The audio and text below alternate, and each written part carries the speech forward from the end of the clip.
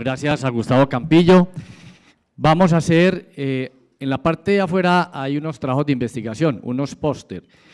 Invito para que en los próximos simposios, si alguien está trabajando con un tema relacionado con VIH, TB, desde lo clínico, desde lo farmacológico, desde cualquier ángulo, se puede postular y tenemos para seleccionar 10 trabajos. De estos trabajos se seleccionan 2 que ya a continuación van a hacer la presentación oral.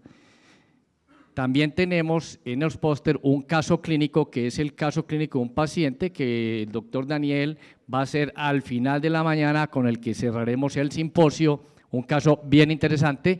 Los motivo para que ahorita en el refrigerio lo lean junto con los póster, porque nada más grato para un investigador que pues mostrar sus conclusiones y sus trabajos. El primer trabajo seleccionado para el día de hoy de los trabajos que están afuera es prevalencia de neoplasia intraepitelial anal y factores de riesgo asociado en pacientes VIH positivo atendidos en 2 IPS de Medellín 2017-2018. Nos acompaña Daniela Herrera Posada, microbióloga de la Universidad de Antioquia, estudiante de maestría de epidemiología, quien hará la presentación muy corta. Este trabajo, a raíz de esto, nosotros en todos los programas de VIH, toda persona que haya tenido, hombre o mujer, no solamente hombre, relación anal, debe empezar a formularse o a ordenarse la citología anal por el riesgo. Entonces, este estudio va a respaldar o nos va a decir algunas ideas de estas. Bienvenida, Daniela.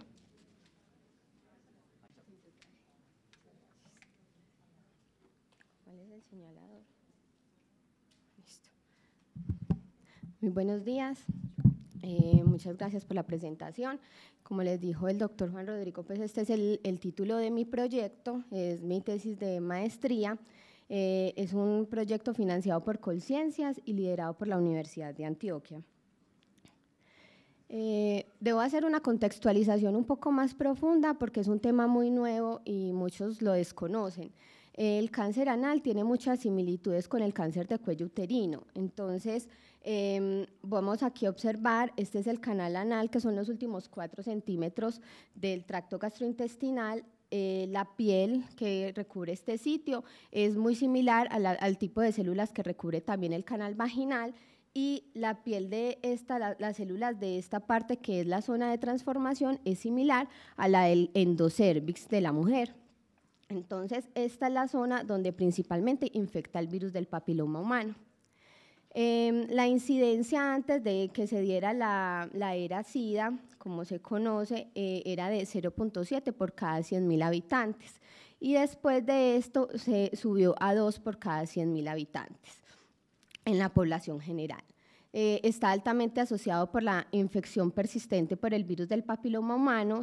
Infectan prácticamente los mismos tipos de VPH que infectan en el canal vaginal y el cérvix, principalmente VPH 16 y 18, y la forma epidermoide es la que principalmente se genera en los pacientes.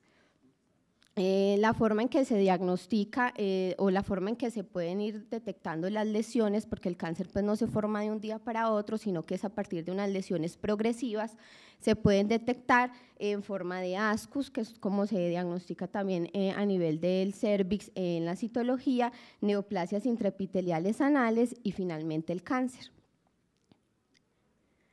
Los factores de riesgo que se han descrito para esta enfermedad son estos, principalmente tener relaciones anales, alto número de parejas y estados de inmunosupresión, ya sea post-trasplante, dentro de estos principalmente los pacientes trasplantados de órgano renal o los pacientes con infección de VIH. Los antecedentes de neoplasias ginecológicas, o sea que las mujeres que han tenido antecedentes de cáncer de cuello uterino, cáncer de vagina o NIC, que es neoplasia intraepitelial cervical, que es las lesiones precancerosas, también tienen un fuerte riesgo para desarrollar el cáncer anal, independientemente si han tenido o no relaciones anales. Antecedentes de condilomas en la zona anal o perianal, e historia de otras infecciones de transmisión sexual. También se ha hablado de condiciones benignas como hemorroides, fístulas y fisuras que pueden generar un estado de inflamación crónico y facilitar la entrada del virus a esta parte del cuerpo. Esta pirámide de riesgo fue descrita desde hace más o menos 15 años por Palevsky, que fue el primero en interesarse en este tema. En la base encontramos a los hombres que tienen sexo con hombres, con una incidencia de 35 por cada 100.000, las mujeres con historias de neoplasias ginecológicas de 30 por cada 100.000 y pacientes con historia de condilomas genitales. Aquí vale la pena recordar que la incidencia que tenía el cáncer de cuello uterino en Estados Unidos antes de que iniciaran los programas de tamización era de 40 por cada 100.000, entonces vemos que es muy similar a lo que era el cáncer de cervix antes de que se empezara con todos estos programas. En la segunda escala están los pacientes con VIH, con 46 por cada 100.000, y en la cima están hombres que tienen sexo con hombres VIH positivos, que puede ser hasta el triple de lo que era el cáncer de cuello uterino, hasta 128 por cada 100.000 habitantes. En Colombia no hay cifras de cáncer anal, está ubicada dentro de la categoría cáncer colon recto y ano, pero estos tres tipos de cánceres tienen orígenes diferentes, por lo tanto es imprescindible que se haga una recategorización de este indicador. Se describen que en los hombres entre 2007 y 2011 se presentaron 2.400 casos y en las mujeres 2.700. Mientras que en Estados Unidos, que ya nos llevan ventaja pues en este tema, la incidencia es de 2 por cada 100.000. Bueno, hablando ya propiamente de la NIA, la neoplasia intraepitelial anal, que es la lesión precancerosa, hay diferentes grados, del 1 al 3, igual como en el cervix. El grado 1 es cuando la lesión solamente compromete la parte más superficial de la piel, y grado 3 es cuando ya compromete todo el espesor del epitelio, que se puede estar hablando de una lesión precancerosa a puertas de un cáncer o ya un carcinoma in situ como tal. La prevalencia de estas NIAs de alto grado, que sean 2 o 3, en los pacientes hombres que tienen sexo con hombres VIH positivos puede ser de hasta el 52%, y en los pacientes VIH negativos del 21.5%. Estas son muy importantes porque son las neoplasias que requieren tratamiento. Las neoplasias de bajo grado todavía no se ha definido, porque esto es un tema todavía muy nuevo, no se ha definido cuál es la mejor conducta a seguir, si esperar y hacer un seguimiento estrecho a los pacientes, a ver si hay una progresión a lesiones de alto grado o si realmente pues se deben tratar. Se han descrito que la progresión de NIA de bajo grado a NIAs de alto grado en los pacientes VIH positivos es mucho mayor que como se da en el cervix, y puede ser de hasta el 62% en 2 a 5 años. Bueno, el diagnóstico del cáncer anal, para este se utilizan los mismos exámenes que se emplean para el diagnóstico del cáncer de cervix, que es la citología anal, con el reporte Bethesda 2014, que es el mismo que rige para la citología cervicouterina, seguida de una anoscopia de alta resolución, que es el homólogo a la colposcopia para el cervix, y el análisis de histología para la confirmación pues, diagnóstica finalmente.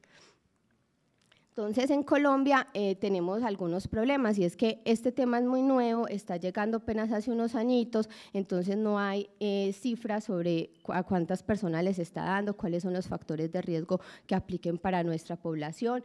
No se han hecho estudios para evaluar el desempeño de la citología en nuestro medio, entonces eso fue básicamente lo que nos motivó a realizar esta investigación.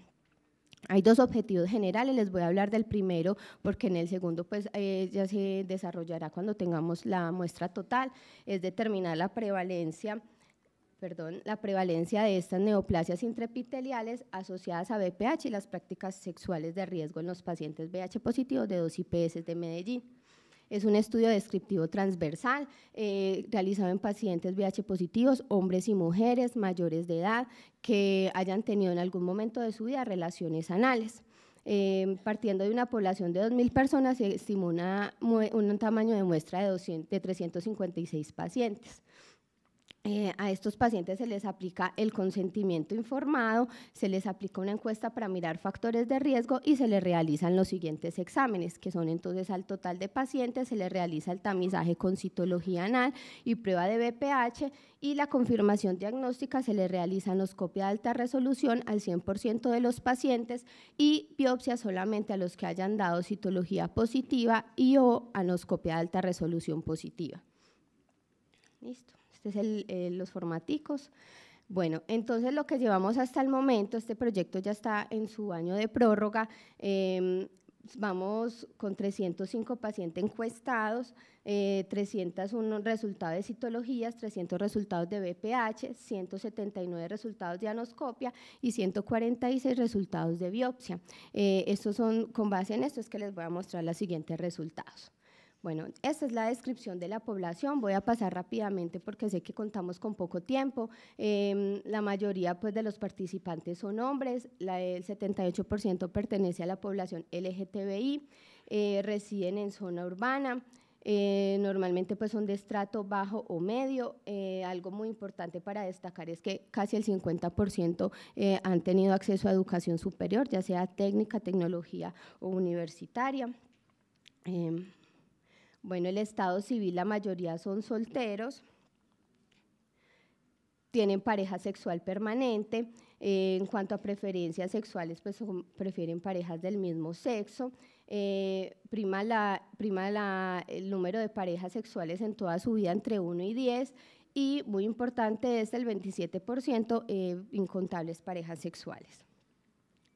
En cuanto al uso del condón, el 54% refiere utilizarlo siempre y antes de tener el diagnóstico, la mayoría o no lo usaba o lo usaba de manera esporádica. El 20% dice haber tenido relaciones sexuales en algún momento de su vida por dinero. En cuanto a la mediana de edad de inicio de relaciones sexuales es de 15 años y de relaciones anales es de 18. Bueno, en cuanto a antecedentes de infecciones de transmisión sexual diferentes a VIH, el 74% refiere tener pues historia de estas ITS, principalmente de VPH. Ellos saben de esto porque les han dado muchos condilomas genitales. Y el 52% ha tenido lesiones benignas en el canal anal, como fístulas, fisuras, úlceras o abscesos, que como les dije al principio, es uno de los factores de riesgo también descritos para la enfermedad. El 96% refiere estar recibiendo terapia HAART, la cual se ha asociado también con la infección, pues con el cáncer anal, no porque tenga una asociación directa, sino porque esto ha aumentado la calidad de vida de los pacientes, permitiendo pues que vivan mucho más años y esto entonces facilita el desarrollo de las lesiones cancerosas. Bueno, entonces el resultado de las citologías, el 56% han tenido citologías positivas, de las cuales priman lesiones de bajo grado y ascus, más o menos un 5% tienen lesiones de alto grado o lesiones de bajo grado que sugieren lesiones de alto grado o lesiones glandulares, o sea que ya comprometen el recto. En cuanto a la prueba de BPH, esta es la prueba Covas-Roche que detecta 14 genotipos del BPH de alto riesgo, detecta específicamente 16 y 18, que son pues, los más importantes para estos cánceres. El 41.8% presenta positividad para el 16 o el 18, que son los responsables del 70% de los casos de cáncer anal y de cáncer de cervix. Y aquí vemos que el 82% de los pacientes es positivo para alguno de los 14 tipos que detecta la prueba. Pueden ser 1, 2 o varios. Vemos que entonces esta prevalencia es muy alta y es por eso que la prueba de BPH no es una buena prueba de tamizaje para esta población. Bueno, en cuanto a la anoscopia de alta resolución, el 82% presenta algún tipo de anormalidad, lesiones sugestivas de alto grado en el 17%. Y ya pues la que más nos interesa, que es la de la biopsia, que es finalmente la que hace el diagnóstico definitivo, se ha encontrado un 64% de positividad, de estas el 50% son NIAs de bajo grado, que no sabemos todavía, pues no hay un consenso claro en que si se requiere hacer seguimiento o hacerles tratamiento. El 4% son condilomas acuminados que sí requieren ser tratados, así sean lesiones benignas.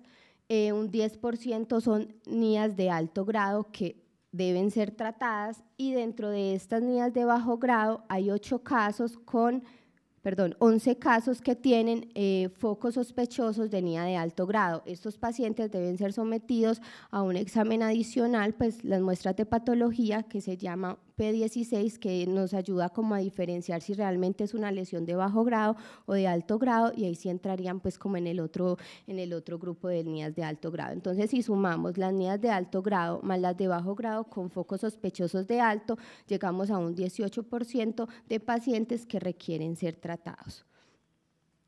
Bueno, ya finalmente, algo pues como que les queríamos mostrar sobre la aceptabilidad y los conocimientos que tienen los pacientes sobre la citología anal. Apenas el 34%, si el 34% de los pacientes tenían algún tipo de conocimiento, principalmente porque eran pacientes que ya se habían realizado la citología. Y de los pacientes encuestados, el 97% estaría dispuesto a realizarse una citología anal anualmente. ¿Listo? Y en cuanto a la preferencia de quién debe tomar la muestra, el 73% dicen que le es indiferente que sea un hombre o una mujer, y el 7.5% prefiere que sea un hombre. Pues esto es importante porque principalmente somos las mujeres las que tomamos este tipo de muestras. Bueno, entonces la actualidad en Colombia. Nosotros somos como la primera investigación que se está haciendo al respecto. Hubo uno hace unos años que se realizó en el Hospital San Vicente, que era para mirar la frecuencia de las alteraciones citológicas. Sin embargo, pues solamente es citológica, es la prueba de tamizaje, esto no es algo confirmatorio. Desde el 2014 que salió la guía de práctica clínica para el manejo de pacientes con VIH, se sugiere realizar la citología anal a los pacientes que consideren que tengan requisitos o factores de riesgo para esto. Sin embargo, ya todas las EPS desde hace aproximadamente 2 años se han venido acogiendo a esta recomendación y están realizando la citología anal a todos los pacientes del programa.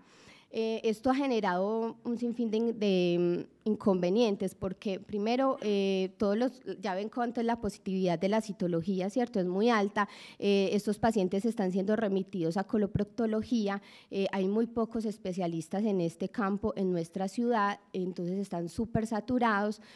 Estos especialistas no realizan anoscopia de alta resolución, que es el examen ideal para esto. Los médicos los están mandando para hacerles colonoscopias o rectosigmoidoscopias que no tienen la sensibilidad para detectar lesiones por BPH. Entonces, bueno, esto va generando también unos retrasos o pacientes subdiagnosticados, y aparte, pues, bueno, hay un total desconocimiento del personal médico en general, el personal de salud sobre esta enfermedad, porque no se han tomado tampoco desde el Ministerio de Salud como la tarea de empezar a difundir este tema, ¿cierto?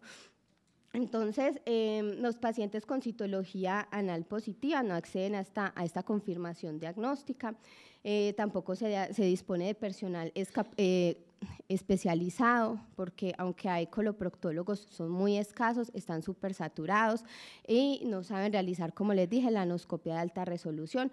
Nosotros capacitamos a la unidad videodiagnóstica de la mujer, que es una institución que se ha encargado de hacer la confirmación diagnóstica del cervix, ¿cierto? Principalmente para la EPS Sabia Salud. Entonces ellos atienden a todos los pacientes de Antioquia y Medellín en general. Ellos están realizando ya las anoscopias de alta resolución, están altamente capacitados y ya tienen experiencia en el tema. Sin embargo, pues entonces es como dar a conocer la importancia de que estos pacientes sean remitidos a este examen y no a los otros. Listo. Y en general, pues el desconocimiento de la enfermedad. Ay, ¿qué pasó? No quiere pasar. Oh, ya, eso era todo, creo que sí. Ya me da. Listo, ¿no? Entonces las conclusiones preliminares es que ya vimos, pues así sea en la descripción de la población, se ven que hay bastantes factores de riesgos en nuestra población y hay una alta frecuencia de las NIAs, lo cual hace que sea importante tomar pues en cuenta esta enfermedad y establecer un protocolo de atención y un programa de prevención como tal. Listo. Muchísimas gracias. Bueno, este es un…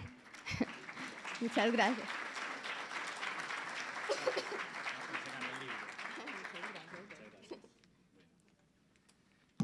A continuación, la segunda presentación de con la tertulia maldita. No sé si ya llegó la hija del autor, ¿estará por acá? Ok, vamos a mirar. Sigue el perfil de actividad basal de linfocitos T y respuesta específica a VIH en hombres que tienen sexo con hombres de Medellín.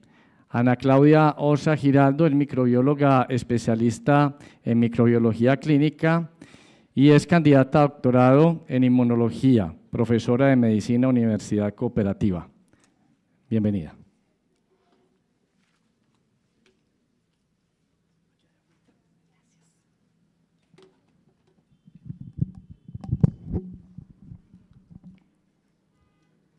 Muy buenos días para todos.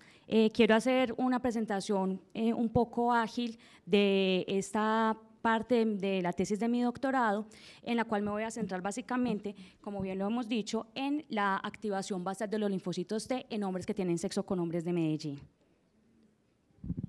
Rápidamente, esta información es bastante clara para ustedes frente a la epidemiología del VIH, pero quiero retomar unos puntos bastante interesantes que debemos tener en cuenta para interpretar los resultados de esta investigación.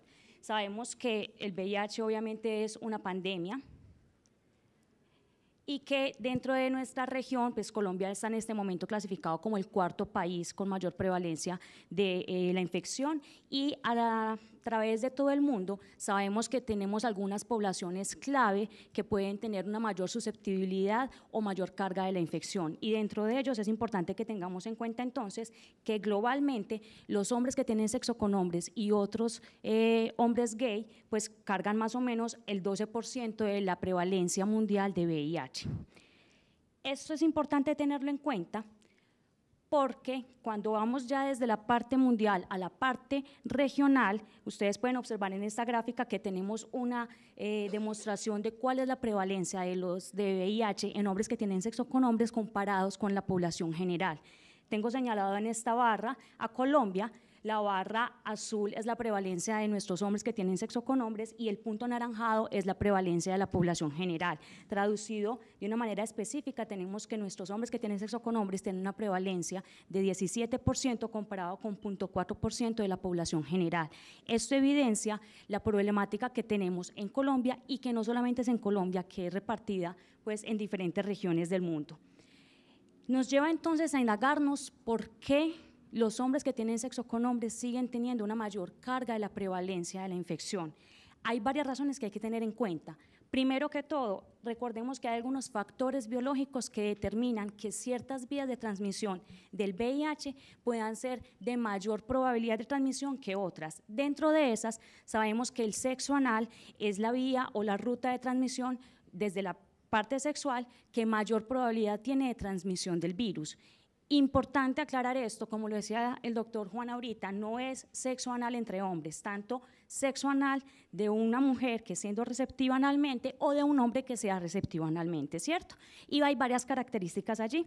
La primera de ellas es que recordemos que el epitelio de ambos tejidos, estoy hablando del tejido colonorrectal final y del tejido vaginal, son totalmente distintos. Entonces, cuando se está dando la inserción del pene durante la penetración, donde hay eyaculación y hay carga viral importante, hay que tener en cuenta que el virus se está enfrentando a atravesar dos capas muy distintas. En el caso del epitelio vaginal, que es estratificado, pues él tiene que atravesar toda esta cantidad de células, mientras que en el epitelio simple del ano tenemos una mayor probabilidad de que él vaya a pasar incluso en ausencia de ruptura. Ahora, sabemos entonces también que esta característica de epitelio simple, del epitelio anal, valga la redundancia, lleva también a que durante el acto sexual pues haya mayor probabilidad de microfisuras que aumentan la probabilidad de transmisión del virus. Se tiene calculado cuánto es la diferencia de esa transmisión y sabemos que más o menos el coito anal puede tener 20 veces más probabilidad de transmitir el virus para esa persona receptiva que el coito vaginal. Hay una cosa muy importante adicional a esto y es que recordemos que el VIH-1 y de hecho pues el VIH-2 también tiene un alto tropismo por el tejido linfoide asociado a mucosas y que es específicamente aquel asociado a la mucosa gastrointestinal que se ve más afectado. Pues entonces tenemos que recordar que el 65% de los linfocitos CD4 que poseemos cada uno de nosotros se encuentra justamente en este tejido gastrointestinal. Entonces, no solamente el virus ingresa mucho más fácilmente, sino que una vez haya atravesado el epitelio, él ingresa entonces a la probabilidad de encontrarse una gran cantidad de CD4 y por lo tanto eso sigue aumentando o explicando esa fácil transmisión por vía anal. Esto es claro desde el punto de vista del sexo anal sin protección, pero definitivamente se tiene claro que no solamente los factores biológicos son los únicos causantes de la alta prevalencia en hombres que tienen sexo con hombres. Muchísimos estudios lo han demostrado y Onucida ya también lo tiene claro, y es que tenemos una gran cantidad de factores sociales que aumentan o profundizan la susceptibilidad de los hombres que tienen sexo con hombres para padecer la infección. Dentro de ello que tenemos el tema de la discriminación, del estigma, de privarlos a ellos al acceso de servicios de salud, a educación, que junto con otras condiciones como las biológicas, pues terminan generando entonces la mayor prevalencia. Traigo entonces esta imagen para que nos concienticemos y contribuyamos mejor a mitigar cómo desde la parte social estamos incrementando que nuestros hombres que tienen sexo con hombres también sean mayormente susceptibles, sobre todo desde el centro de servicios del área de la salud. El hecho de tener que nuestros pacientes sentirse intimidados por poder contar todo el tema de su sexualidad hace que se genere una barrera y que de ahí puedan generarse entonces mayores susceptibilidades hacia adelante. Y finalmente quiero también hablar de esto para que ustedes recuerden algo. No es pertenecer a una población específica lo que me hace susceptible de ser infectado por el virus. No es eso, es decir, no es ser gay el hecho que me hace ser más favorecido para adquirir la infección. Son mis comportamientos de riesgo. Al igual que pasa con la persona que es heterosexual. Si el heterosexual tiene comportamientos de riesgo, va a tener más probabilidad, ¿ok? Y esto es importante que lo tengamos en cuenta por los resultados de la investigación que les voy a presentar. Vamos entonces a hablar un poquito de la historia natural del VIH, todos se la saben muy bien. Cuando hablo de la historia natural, hablo cómo es el curso de la infección y el progreso a la enfermedad en ausencia de cualquier intervención médica, es decir, sin tratamiento. Entonces, todos sabemos que un individuo progresor típico se demora alrededor de 8 a 10 años en desarrollar la etapa SIDA luego de la infección, pero tenemos algunas personas que se salen de ese comportamiento. Dentro de esos están los individuos que son no progresores, los individuos que son controladores y los individuos que son expuestos y que no se infectan. Estos dos grupos de personas nos evidencian que hay algunos factores biológicos que tienen la capacidad de controlar la infección que ya está establecida en el individuo, ¿cierto? Por otro lado, estos individuos nos demuestran que aunque se exponen constantemente al virus, no lo adquieren. Por lo tanto, hay factores biológicos que median una cierta protección a infectarse. Y justamente la reunión de todas estas condiciones nos lleva a entender entonces que definitivamente hay algunos mecanismos de resistencia natural al VIH.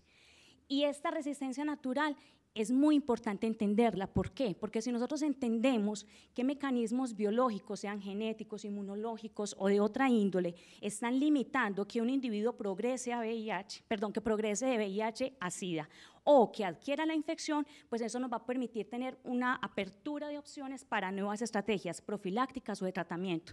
Y eso ya lo tenemos hoy en día. Un ejemplo de ellos es el Maraviroc. Ustedes saben muy bien que el Maraviroc es uno de los medicamentos que tenemos actualmente disponibles para tratar al paciente con VIH y él surge luego del descubrimiento de que se necesita el receptor CCR5 para poder ingresar al virus. Bloquearlo hace entonces que el individuo tenga menos susceptibilidad de infectarse y eso hace el Maraviroc, ¿cierto?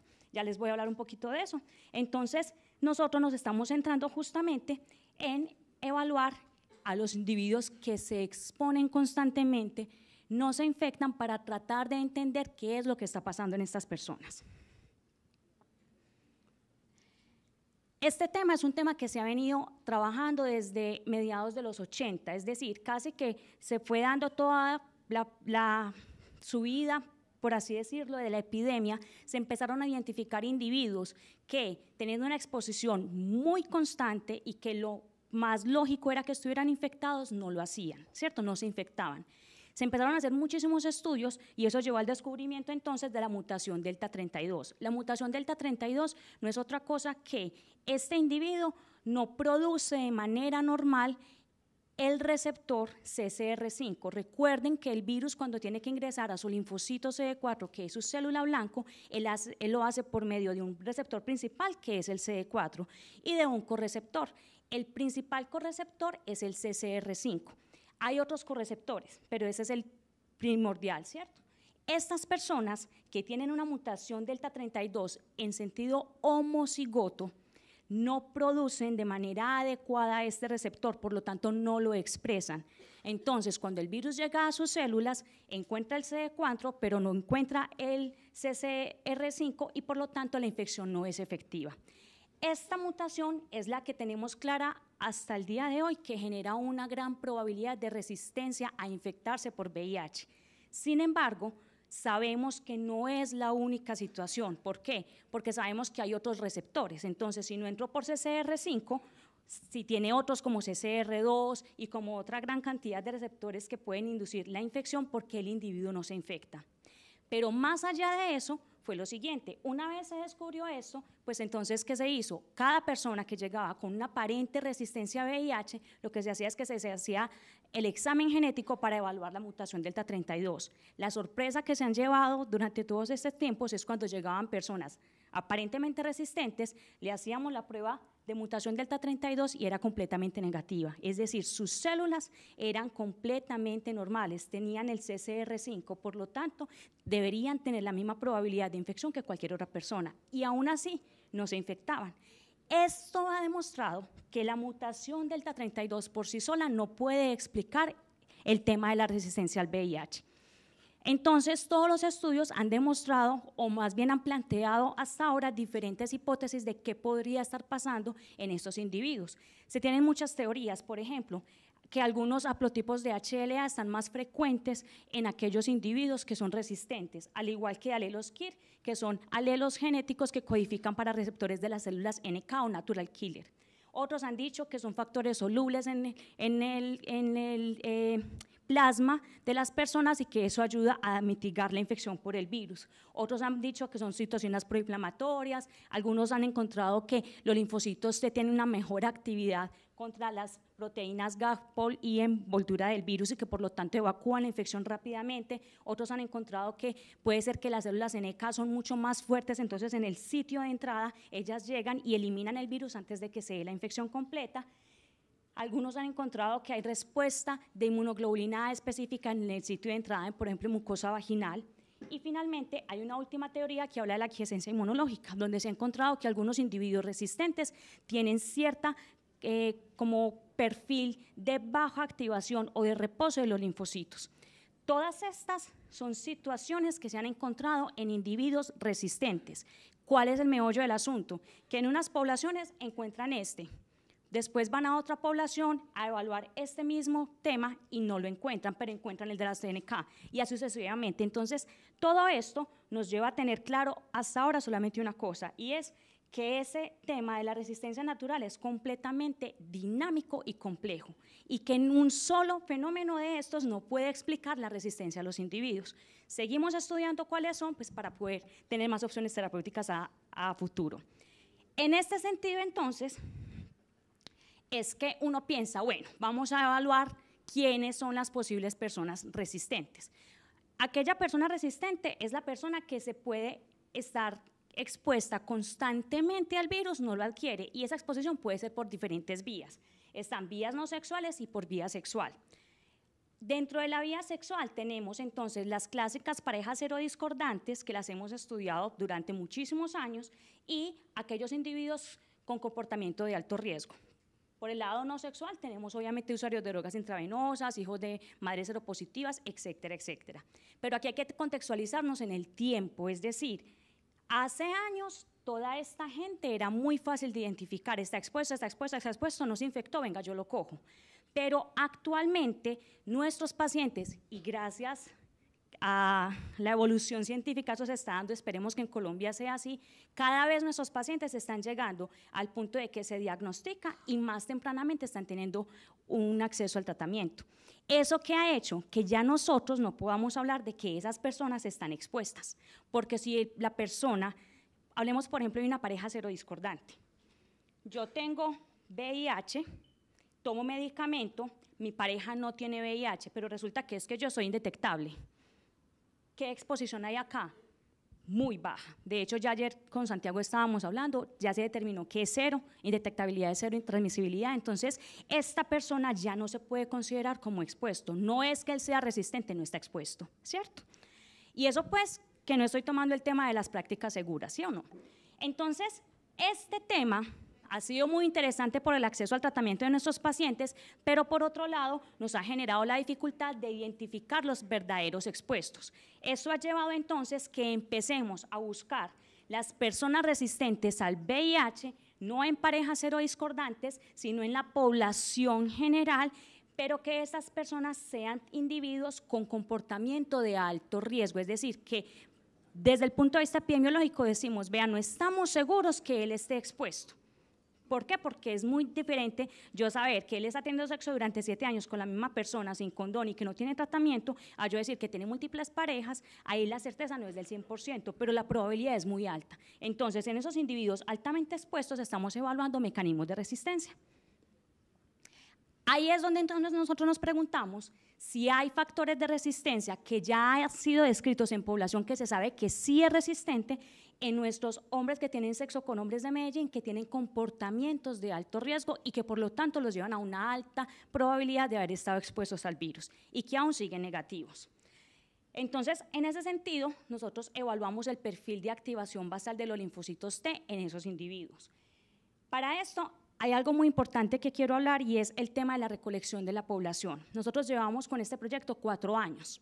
En 4 años hemos incluido en la primera etapa del proyecto, que es solamente la parte de descripción sociodemográfica y de comportamiento sexual, a 110 personas, ¿cierto? Aquí les voy a presentar unos resultados parciales. ¿Por qué hago tanto énfasis en esto? Porque nosotros nos tomamos la tarea de hacer una investigación distinta en el sentido de la conexión con la comunidad. Nos bajamos del tema de que somos los científicos, yo estoy acá, tú estás allá, yo te vengo a investigar, sino casi que plantearnos como un par para el individuo. Y eso era muy importante porque nosotros queríamos hacer una descripción totalmente profunda de los comportamientos sexuales de esos individuos. Y para eso hay que generar confianza en el paciente. De hecho, la compañera anterior nos mostraba un perfil muy bueno de todos sus comportamientos sexuales y en algún punto decía, mira, aquí hay gente que tiene parejas incontables, nosotros las contamos y se los voy a mostrar. Antes de pasar a eso, quiero agradecerles a todas estas instituciones que han sido unos colaboradores magníficos para nuestro proyecto y contarles que utilizamos entonces diferentes estrategias. Repartimos más de 4.500 volantes en Medellín. Nos metimos a Grindr, no sé si conocen Grindr. Grindr es una aplicación que utilizan las personas LGBTI, específicamente hombres y mujeres trans, para conseguir contacto sexual. Algunos de ellos lo utilizan de modo social, pero es más realmente para conseguir un acercamiento sexual con personas. Entonces, lo que hicimos fue hacer una búsqueda exhaustiva de quién, de individuos con comportamiento de alto riesgo, también incluimos de bajo riesgo. Y adicional a esto, pues nos fuimos entonces a los clubes nudistas, los saunas, los baños turcos, etcétera, etcétera, para poderlos captar. Como sé que tenemos poco tiempo, evité traer toda la descripción sociodemográfica y simplemente me voy a centrar en decirles algo. Dividimos el grupo en 2 subgrupos. Uno de alto riesgo de infección, que tiene 14 individuos, y otro de bajo riesgo de infección, que tiene 30 individuos, de acuerdo a sus comportamientos sexuales. Desde el punto de vista sociodemográfico no tenían diferencias, es decir, la mediana edad era 27 en ambos, etcétera, para poder quitar esos sesgos de la investigación. ¿Qué encontramos? La mayoría de ellos, 93 y 100%, tenían sexo solamente con hombres en los últimos 3 meses previos a la investigación. Les hicimos una diferencia al indagarles el uso del condón, porque es que resulta que siempre metemos el condón en un solo saco, y es distinto como yo me comporto con mi pareja estable a como me comporto con mis parejas casuales. Entonces les preguntamos por ese uso. Respecto a las parejas estables, del grupo de alto riesgo, 0 de ellos dijo que utilizaba siempre el condón, y algunas veces el 50%, con un porcentaje muy parecido de algunas veces en los de bajo riesgo. Con sus parejas casuales, vemos que los de alto riesgo dicen que el 21% dice siempre utilizarlo, es decir, son contactos casuales, no se conocen, no nada, y solamente el 21% de ellos utiliza siempre condón, ¿cierto? Comparado entonces con un 50% de bajo riesgo. Les preguntamos si alguna vez habían tenido sexo con una persona que tuviera VIH-Sida, y ambos respondieron 57% de alto riesgo que sí y 36% de bajo riesgo que también. Y finalmente les preguntamos por la historia de ITS previas. El 50% de alto riesgo había tenido alguna ITS, pero los de bajo riesgo también, muy parecido, 40%. Aquí viene algo bien interesante. Evaluamos el número de parejas sexuales en los últimos 3 meses. Los de alto riesgo, que son los que tienen asterisco en toda la tabla, tienen un promedio de 25 parejas sexuales en los últimos 3 meses, comparado con un promedio de 2 parejas sexuales en los últimos 3 meses del grupo de bajo riesgo. Aquí hay algo importante para aclarar. Ninguno de estos individuos ejerció el trabajo sexual. ¿Sí? Y miremos esta cosa siguiente. Perdón. Cuando les preguntamos, listo, tienes tantas parejas, ahora ¿cuántas veces tuviste sexo? ¿Cierto? El número de relaciones sexuales en los 3 meses fue alrededor de 34 relaciones en el de alto, 5.5 en el de bajo. Eso realmente no es importante porque si todas son con condón no hay problema, pero ahí miramos entonces qué pasaba con el condón. Preguntamos de todas estas relaciones, cuántas de ellas habían sido sin protección, y encontramos que un 50% de las relaciones en los últimos 3 meses en ambos grupos había sido sin protección. Pero es distinto que yo tenga mitad de la protección en el 50% de mis relaciones cuando apenas tengo 2 parejas sexuales, a que yo tenga 50% de protección cuando tengo 25 parejas sexuales. 25 es la mediana. Miren este valor máximo, 58 parejas sexuales en los últimos 3 meses en ausencia de trabajo sexual. ¿Sí? Muy bien.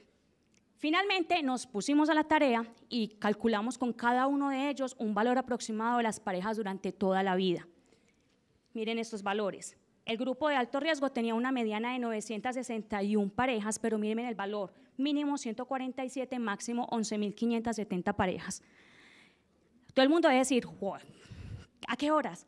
Claro, de hecho alguna vez un epidemiólogo me dijo, Ana, yo no te creo esos datos, porque calculé el número de la edad de la persona, cuando había, porque además también tenemos edad de inicio sexual, que fue muy parecido al de la compañera, el de nosotros fue 16 años, algunos habían empezado desde 6 años con abuso, el de máximo había empezado a los 39 años, pero entonces el epidemiólogo me decía, mira, yo hice el cálculo de algunos de ellos, sobre todo los de los valores más exorbitantes, y no les da, ese dato está malo, porque no les da por el número de días. Entonces yo le decía, venga, lo que pasa es que tiene que entender, un individuo de estos, un chico de estos, en un sauna, si va a un cuarto oscuro, puede tener sexo el mismo día con 7 personas, ¿cierto? O si están en una orgía, también. Entonces, en ese sentido, ya el valor, pues, diferencia.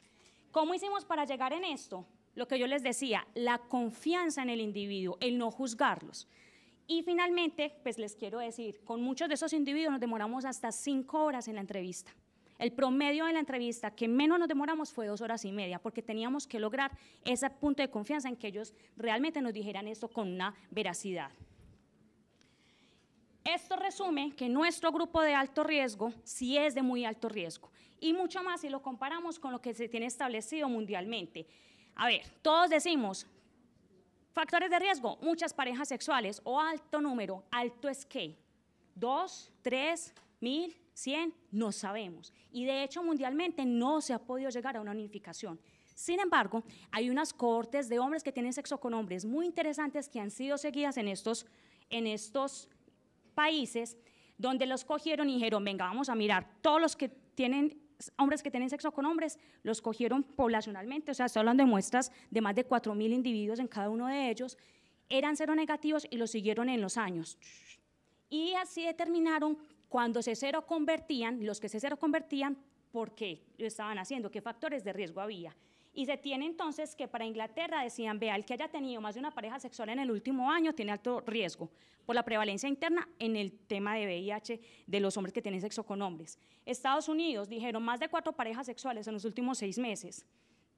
Otro de Estados Unidos, vea, más de 10 parejas en los 12 meses o más de 10 sexos anales sin protección en los últimos 12 meses. Por otro lado, en Nueva York dijeron, vea, de los hombres que tienen sexo con hombres, los que tenían más de 5 parejas en los 3 meses tienen alto riesgo. Y finalmente en África, en una evaluación de trabajadoras sexuales, dijeron, las que se seroconvierten son personas que tienen más de 60 relaciones sexuales sin protección al año. Si ustedes comparan esto con los resultados de nuestro grupo de alto riesgo, estamos desfasados, ¿cierto? Entonces, ya sabíamos que habíamos llegado a gente de alto riesgo. Ahora dijimos, venga, miremos si en ellos encontramos factores que se sabe que son de resistencia o asociados a resistencia al VIH. Lo primero que teníamos que hacer después de esto era comprobar que los individuos eran negativos. A mí se me había olvidado aclararles algo aquí, y es que todos estos individuos son negativos para VIH, a todos los tamizamos, ¿cierto? Pero además de eso, en el tema de resistencia nosotros hacemos una prueba adicional, que eso no es una prueba diagnóstica, es una prueba de investigación, y es detectar el ADN proviral del virus dentro de las células del individuo, porque eso nos puede dar una chance de que el individuo puede estar infectado, pero todavía es subclínica esa infección, ¿cierto? Perfecto. Entonces, todos nuestros individuos son negativos para DNA proviral, es decir, definitivamente no están infectados. Gracias, y evaluamos que no tuviera mutación delta 32, porque la idea era saber que tuvieran otro factor de resistencia diferente. ¿Me regalas, por favor, que ya voy rápidamente? Entonces, nuestros individuos no están infectados, no tienen ADN del virus insertado, es decir, comprobado nuevamente que no hay infección, y además de eso, ninguno de ellos tiene mutación delta 32 en estado homocigoto, es decir, la resistencia no es por la mutación delta 32. Claro. Porque yo quería irme a la población general. ¿En qué sentido? Yo tuve de hecho también acceso a chicos que trabajan como escort o trabajadores sexuales, pero no las quise mezclar porque epidemiológicamente sería un sesgo, ¿cierto? Es decir, bueno, porque van a decir, es que son trabajadores sexuales. No, venga, quitémonos el cuento, y aquí hay que pensar en que hay pues, condiciones en las personas que no trabajan sexualmente también. Entonces, ¿qué hicimos? ¿Cómo vamos a saber si los linfocitos están activados? Sacamos sangre del individuo, separamos los linfocitos CD4 y CD8, y lo que hicimos fue a través de citometrías mirar qué moléculas de expresión que sabemos que son características de que el linfocito está activado, ellos estaban expresando en ese momento. Miren acá las gráficas entonces.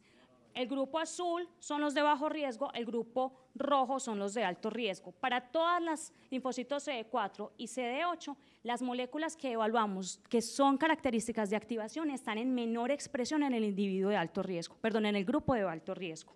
Es decir, ese grupo de alto riesgo tiene un perfil de menor activación de los linfocitos CD4. Y acuérdense que eso es lo que se ha encontrado en individuos resistentes, que es lo que genera la teoría de la aquiescencia inmunológica como un factor protector.